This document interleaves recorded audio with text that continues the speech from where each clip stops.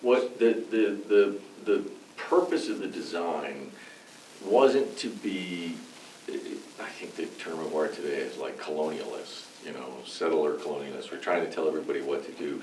It was really different than that. It was a question of how do we take folks like Walt and Deanna and the Stanfields who have these various ambitions and catalyze those ambitions, right?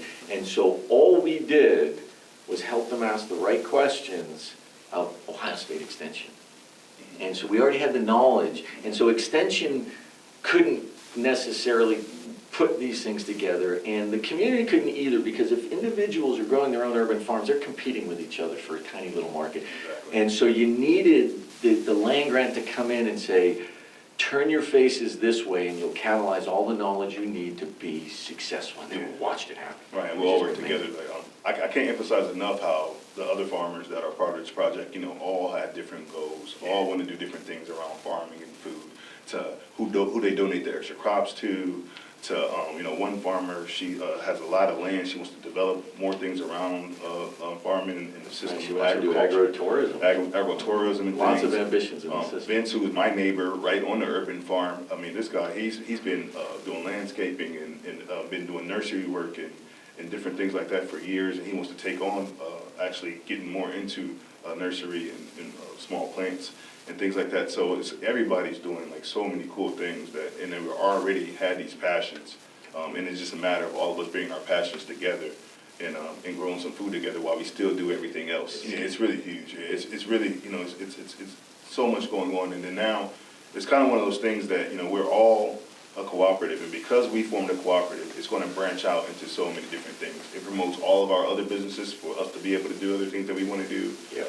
We're going to get agriculture in the school system locally now as actual, you know, career choice and providing college credits and things like that. You know, we now are pitting local food right into the places that we eat at all the time and monthly and things like that too. So we can actually go to restaurants and eat our own produce, you know, at different places and things. Buy it at the supermarket. Yeah, different things like that now. So, you know, this is something that's happening that, you know, food has been produced in the area in a spot that it never was produced before. It's a brand new dot on the supply chain now. So RGO is really the entity that's kind of acting as the commodities broker. That's right. They're aggregating branding and marketing. That's awesome. Aggregating branding and marketing. And so if I see that in my market in Upper Sandusky, where I live, for example. Yeah, you'll know. And that's so this is the year to sell the brand, right? This is the year to make it clear that if you purchase RGO, you're putting dollars in food insecure neighborhoods. At the same time, you're getting fresh, local, organic produce. It's win-win. And it's the kind of win-win that local food systems have been looking for. And so you might think about the RGO. So as Walt talks about his ambitions, and I think about Judith's, and I think about the stand, like 9 remarkable individuals with these food system ambitions. RGO becomes the funding system at the heart of their ambitions, and it's not about running to some foundation and begging for more money. It's about doing what it is that you want to be doing to earn the money to do all those other things that you wanted to do, and you don't have to worry about the charitable dollars drying up, because there'll always be a food market. Yeah, it's opened up tons of opportunities.